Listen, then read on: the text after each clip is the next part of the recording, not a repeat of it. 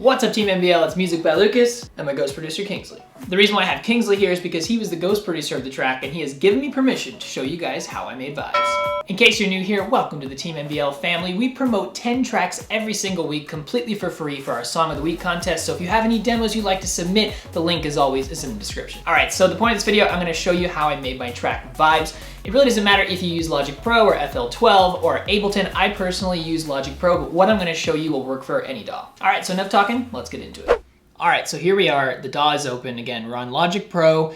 The first thing you're going to notice is that there is only 30 tracks. This song was probably one of the songs with the least tracks I've ever made. For some reason it just worked, it didn't really need anything else, it kind of just was simplistic. Another thing you'll notice is that for some reason I started it at like the 24th bar. Don't really know why I did that, but for some reason I probably just wanted everything right in the middle so I could see it easier. I also didn't really color code anything on this one, so everything is just green and blue. And it's kind of easy that way actually, because for you guys to know, if you're not a Logic Pro user, the blue are the audio files or the samples, and the green is anything MIDI. So all of that I played on the piano. So the first part of the track, right when you start the track, is gonna be the piano. So it starts.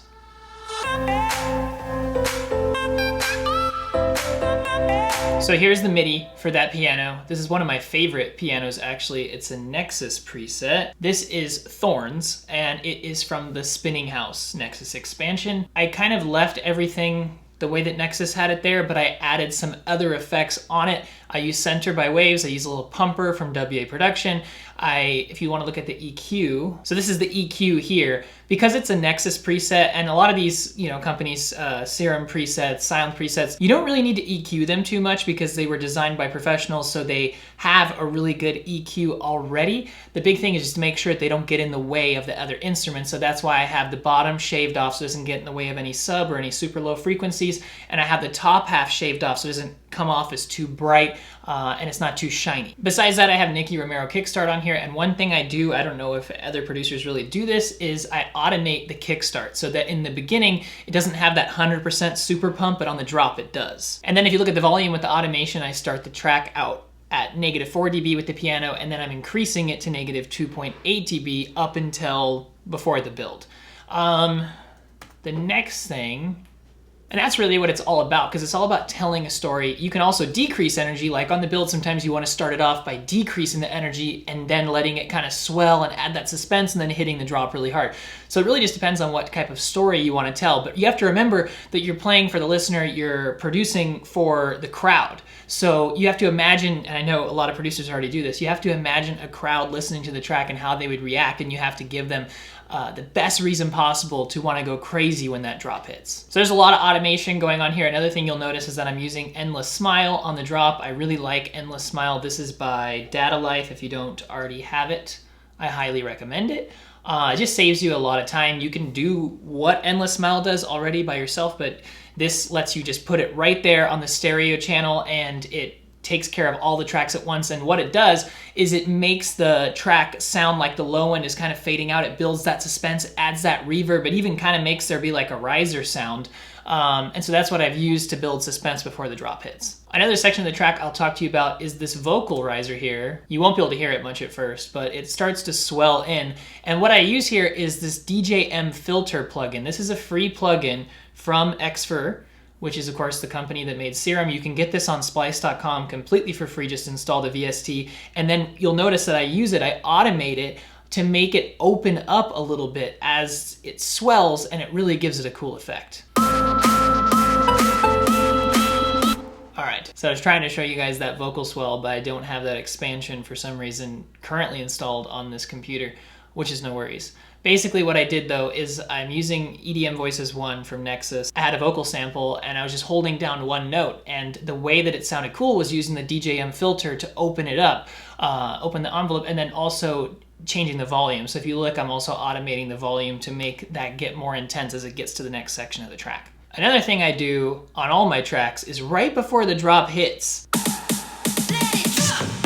I cut out the low end. Like on the snare fill, I cut out the very low end, because what I want to do is I want to give the listener the illusion that the drop is even more powerful than it actually is. So if you cut out that low end, when the low end comes in on the drop, it really is apparent and it just kind of makes you go, there's the drop. And so if you cut out the low end just a little bit, whether you're using a vocal stab or you're using a snare fill, whatever, it'll make the drop come in harder. All right, so here is the MIDI for that drop. I really, this is probably one of my favorite drop MIDIs that I've done, and it was just me on the piano just messing around with some notes, and it came out like this.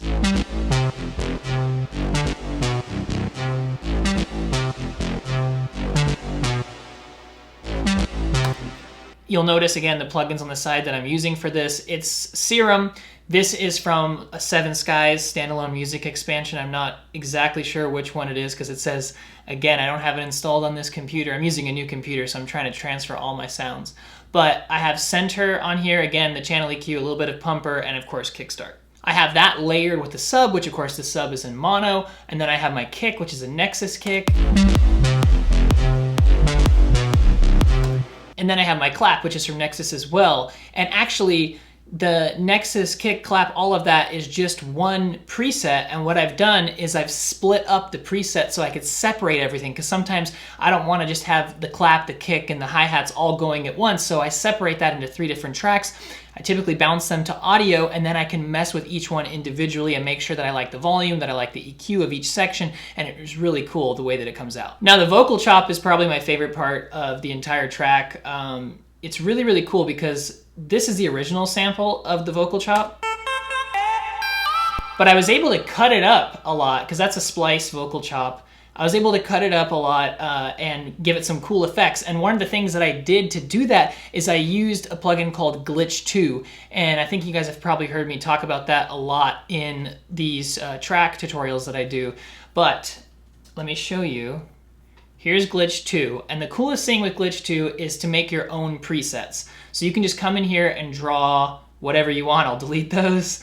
But you'll notice that I use it's like a shuffler effect, then a delay, then a gate, then a stretcher. There's like all kinds of crazy things you can do. And the effect is that it gives the vocal a really cool sound and it kind of just messes it all up. So just as an example of what that sounds like, here it is without the glitch. And here it is with the glitch. It just kind of stretches it out and it ends up sounding really cool. All right, so on the second break, it's pretty similar, but the biggest thing that you'll hear is that there's more energy to it than the first break, of course, because you're trying to continually build that energy and switch things up. And on the second drop, it starts off right away with the percussion because, again, trying to add energy. So this is the way the second drop starts.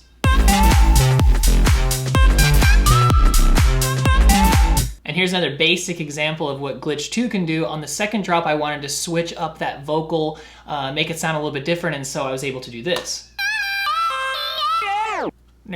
Like just, mess it up with the tape stop, and I thought that sounded pretty cool. I also want to show you just a little bit of the automation here. You'll notice that on the track, everything is kind of automated to have more volume on the drop. So as we're going through these MIDI instruments, and you can also see, even on some of the audio files, I get very intricate. Obviously, on a down filter, as you hold the down filter, as you hear the audio sample, it gets quieter and quieter, but sometimes I want it to get quieter faster, and so I automate the volume to be have a more intense, quicker fade. I also do the same thing on my tube risers on the drop. I don't want them to start off right away, so I'll swell it in. And the same thing on the vocal chop, making the vocal louder on the drop as well. And again, it's crazy because most of my tracks and some of the tracks I'm working on right now have 60 tracks. I know you guys have some tracks I've seen where it's 80 tracks, 100 tracks. For some reason, this one just worked with 30 tracks. Part of the reason why is because it was really only a 2-minute and 27-second song. It was super short, got right to the point.